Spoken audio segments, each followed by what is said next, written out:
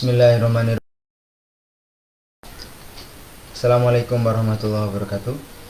Kok udah 2 menit? Alhamdulillahirrahmanirrahim. Hari ini kita ada di What the Book Said episode kelima. Alhamdulillah, What the Book Said episode kelima. Kemudian di sini saya akan membahas tentang buku ini, teman-teman. Buku My Strange Shrinking Parents dari Zeno Swart. Ceritanya, ibu dan almarhum bapak saya itu tumbuh dalam cerita kejayaan Serikat Dagang Islam di Surakarta, khususnya di sekitar pondok pesantren Al-Mu'ayyad. Ibu itu ada di Mangkuyudan ya, di daerah pokoknya tempat jahitan. Kalau bapak itu ikut sama kakak perempuan paling besar di sekitar Ponpes Mangkuyudan untuk jualan. Nah, bapak itu ikut yang ngaji kuping istilahnya. Dan memang Ponpes Al-Mu'ayyad ini relatif lebih toleran pada dominasi bisnis yang diupayakan oleh para etnis Tionghoa. Jadi lebih toleran sebenarnya. Dan hal itu juga yang membuat saya itu lebih nyaman, atau bukan lebih nyaman ya, bersikap toleran kepada teman-teman etnis Tionghoa. Bahkan saya punya teman dekat waktu di SMP kelas 1 maupun SMP kelas 2. Diam-diam ayah dan ibu saya ingin agar aku kecipratan berkah rezeki Haji Samanhudi dan para saudagar batik di Laweyan. Nah, caranya gimana? Bersekolah di mana cucu putra-putri para juragan itu, cucu dari putra-putrinya jadi para buyut itu bermadrasah, lalu tampil mendapatkan prestasi yang kelak akan menjadi daya tawar agar aku mendapatkan kesetaraan persahabatan dan kesempatan hidup yang lebih baik. Jadi saya baru mendapatkan alasan ini itu belakangan. Sebelumnya ya hanya ibu itu pengen menyekolahkan kamu, Rif, di tempat dimana para juragan itu menyekolahkan anaknya. Nah, jadi ibu itu ingin mendapatkan kesetaraan di situ, supaya saya atau anaknya itu atas nama sekolah ya itu mendapatkan kesetaraan, baik dalam ya nanti kan kami pakai seragam itu kan setara gitu loh, kan tidak ada perbedaan di situ. Dan memang itu keunggulan sekolah gitu. Saya juga nulis tentang kisah saya ini di cerpen Becak ya, yang diterbitkan oleh Elva Mediatama. Nah di sini tuh juga ada sama seperti itu, ketika si orang tua perantauan ini menginginkan anaknya itu mendapatkan kesetaraan ya, still they try to give me the same as the other children. Dia pengen orang tuanya itu berjuang keras, bertahan hidup, berkorban untuk mendapatkan, agar anaknya itu mendapatkan sesuatu yang lebih baik, kesempatan sebenarnya, dan juga kesetaraan atau proses-proses afirmatif. Dan ketika nanti dia menyampaikan gitu, anaknya ini dibully gitu ya, anaknya ini dibully gitu kan, sebagai yang berbeda ya, karena emang seperti memaksakan diri. Ini kan shrinking parents itu kan seperti memaksakan diri kan. Nah, memaksakan diri untuk ya setiap transaksi itu ditukar dengan sentimeter ketinggian orang tuanya, kira-kira gitu. Seperti misalnya untuk mendapatkan bisa berkesempatan sekolah itu setiap tahunnya diminta 8 cm. Ini sebenarnya adalah sebuah metafora ya teman-teman. Kalau teman-teman melihat atau pernah membaca 12 Rules dari Jordan B. Peterson itu kan kita itu kan tegap gitu kan. Nah ketika kita itu berbadan tegap, aturan pertama itu kan jadi kita tuh menghargai diri kita sendiri. Tapi ketika kita itu bungkuk, shrinking gitu ya, menyusut gitu ya, itu tuh kayak kita tuh tergantung sama orang lain gitu kan. Nah, metaforanya begitu teman-teman. Jadi ketika ibu saya itu bermimpi besar ya untuk tadi mendapatkan kesetaraan dan persahabatan, justru itu membuat dirinya ibu maupun saya sendiri itu menjadi kecil. Nah, menyusut. Kemudian aku paham kan, setelah itu ternyata ini adalah bagian dari deprivasi relatif. Maksud gini ya, dulu sering banget ya. Misalnya aku ring loro. Kowe iki Rep, apik. kowe iki nek nang madrasah kuwi ranking yang wow, yang keren, yang hebat gitu. Tapi aku nggak pernah jadi nomor 1 di situ. Sedangkan temanku yang dia ada di di sekolah negeri, dia jadi ranking 1. Tetap saja dia lebih bagus. Namanya depresi relatif. Aku menjadi ikan kecil dalam kolam besar bersama dengan para cucu-cucu buyut juragan batik itu. Terus aku dibandingkan temanku itu yang dia jadi ikan besar di kolam kecil sekolah negeri gitu loh. Nah itu loh sebenarnya. Nah melalui Maestro Singing Parents ini, aku terinspirasi untuk berdamai dengan capaian-capaian mimpi persekolahan. Dulu seperti itu kan karena bapak ibuku itu nggak tahu gitu loh. Bapakku ibuku itu tumbuh remaja dalam imajinasi kejayaan Serikat Dagang Islam. Jadi kalau dia pengen kecipratan rezekinya Haji Samanhudi gitu, ya berarti anaknya harus ikut pada madrasah di situ loh, untuk mendapatkan kesetaraan persahabatan dan kesempatan untuk hidup lebih baik. Nah itu sebenarnya yang jadi ini. Di bukunya Malcolm Gladwell yang David and Goliath nih, kesempatan afirmatif ini yang sebelumnya sempat dipuji di Outlier ya, itu menjadi dipertanyakan kembali oleh si Malcolm Gladwell. Apakah benar kita membutuhkan afirmasi seperti itu? Lah, aku ya diafirmasi sama ibuku ya. Wah, kira bagus. Tapi kan tetap aja aku ranking loro ya. Wah, kan ada yang naik nang sekolah negeri nanti ranking 1. Ya, tapi aku nggak pernah jadi ranking 1 gitu loh. Maksud nggak? Itu yang membuatku itu tidak pernah merasakan kemenangan gitu. Meskipun ya aku pernah merasakan kemenangan jadi nomor 1 waktu sekolah di SD itu jadi yang terbagus. Terus waktu di TPA di kampung itu mendapatkan piala satu-satunya itu kan, yang sampai sekarang juga belum ada yang pernah melakukan itu. The first sampai hari kiamat gitu. Nah, cerita hangat di buku ini ya, nih, mengingatkanku pada buku The Battle Hymn of Tiger Mother dari Profesor Ami Chua. Sebagai ibu Cina yang membesarkan 2 anak perempuannya yang relevan dengan kehidupan kami sebagai perantauan. Nah, di sini irisannya.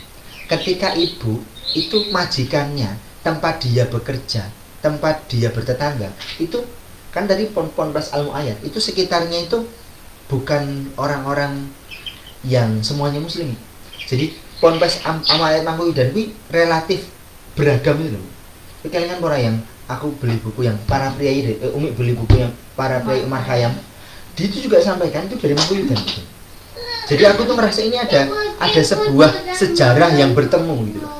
Ya, bahwa ibu saya itu merasa bahwa sebagai perantauan gitu. Bagaimana beliau itu masih belia, usia remaja lah, 15-16 tahun itu dari Wonogiri. Awalnya kan di Batu, lulus sekolah SD itu di Batu dulu selama 3 atau 4 tahun atau 5 tahun. Setelah itu pergi ke Solo jahit. Nah, di sini tuh merasakan itu nuansa diopeni karo wong Cina. Bapak pun juga seperti itu. Bahkan ketika saya mau buka apotek, bapak itu mengajak saya untuk bertemu dengan Cina kenalannya, ya. Untuk apa? Untuk kemudian bisa bekerja sama, bisa membantu gitu loh. Bisa membantu saya untuk buka apotek. Itu cerita gitu. Nah, terus ini saya membuat ini itu bukan untuk mengajak teman-teman bermimpi kecil, bukan, tapi untuk bermimpi penting dan menghindarkan diri dari efektivitas, efisiensi dan skala atau 3 berhala yang disampaikan oleh Bang Adriano Ruspi. Jadi maksudnya itu agar kita tidak selalu bicara tentang mana yang efektif, mana yang efisien, mana yang skala tadi besar kecil itu. Tapi ini lebih pada bagaimana kita itu mencari mana yang paling penting. Pendidikan itu bukan sekolah saja.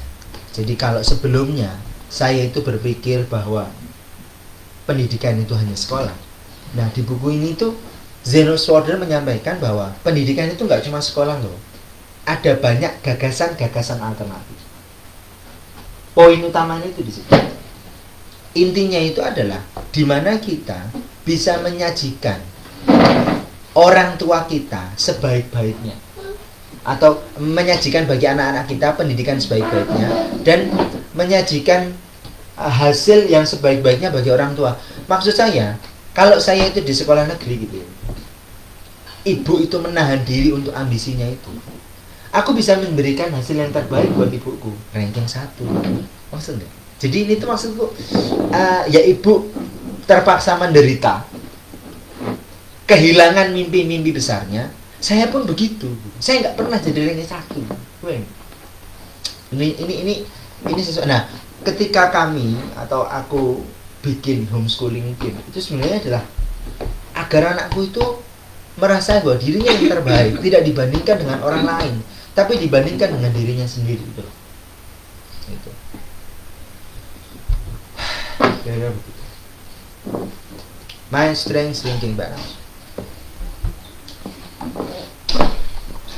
Kalau teman-teman baca nanti baca sendiri. Ya. Ada nggak sih di buku salah? Nggak ada. Buku cukup baru. Ya ini cukup. Ya berinvestasi untuk teman-teman untuk membagikan pengalaman. Saya dulu di dongeng ini kan dibacain sama ibunya ya. Dinyanyiin sebelum tidur gitu. Nah, aku tuh juga suka dinyanyiin sebelum tidur sama ibuku. Nah, ini nyanyikan. Kali ini nyanyinya itu kita kasih nadanya Harry Potter. Can I tell you a secret that every heart knows? Love is a circle, round and round it goes. And my love for you grows beneath this broad skin. Though our lives may be humble, we're giants within. Kalau saya punya sendiri. Dulu Yanti menyanyikan kepada ayah. Saiki aku wis gedhe, sekolah mangka dhewe. Ora usah dieterake bareng karo kancane. Neng mlaku liwat pinggiran, ora pareng gocekan. Neng dalan akeh kendaraan, mengko mundak tabrakan. Sekarang ada sendiri lagu ayah. Saiki aku wis gedhe, sekolah gawe dhewe. Ora usah dieterake, cukup nang omah bae. Nek mlaku bisa obrolan, uga oleh gocekan. Neng omah akeh kegiatan, ora perlu bosenan. Yeay, gitu ya. Cukup. Sudah tertunaikan janji saya untuk membahas What the Book Said. Intinya buku ini adalah mengajak kita untuk berpikir kembali tentang kesempatan-kesempatan tentang sikap-sikap afirmatif. Orang tua kita telah berkorban sangat banyak untuk kita. Dan kita sebagai orang tua juga akan berkorban hal yang banyak bagi anak-anak kita. Dan kita memiliki pilihan untuk menjadi orang yang tegap. Sing kata mana coba? Ini loh, ada kalimatnya di sini kan? Kalimat yang terakhir di sini nih. Yang di sini bagi saya sangat istimewa gitu. I had learned, aku belajar dari orang tuaku untuk menggunakan gagasan-gagasan yang berbeda dengan my back straight. Ya, tulang punggungnya itu berdiri tegak and my head high. Nah, gitu loh. Ini sama seperti kata-kata. Jadi kita berbangga, bahagia, tidak membandingkan diri kita dengan orang lain, tapi membandingkan diri kita dengan orang tua kita atau dengan diri kita sebelumnya. Ini yang buat kita tak. Jadi kalau kamu ingin membandingkan dirimu, membandingkan keluargamu nanti itu dengan keluarga Ayah dan Umi. Kamu tahu kan keluarga Ayah dan Umi seperti ini. Nanti kamu membuat keluarga yang lebih baik daripada keluarga Ayah dan Umi. Bisa dimengerti ya? Terima kasih. Assalamualaikum warahmatullahi wabarakatuh. Udah jawabannya aja buat video. 15 menit yang lalu.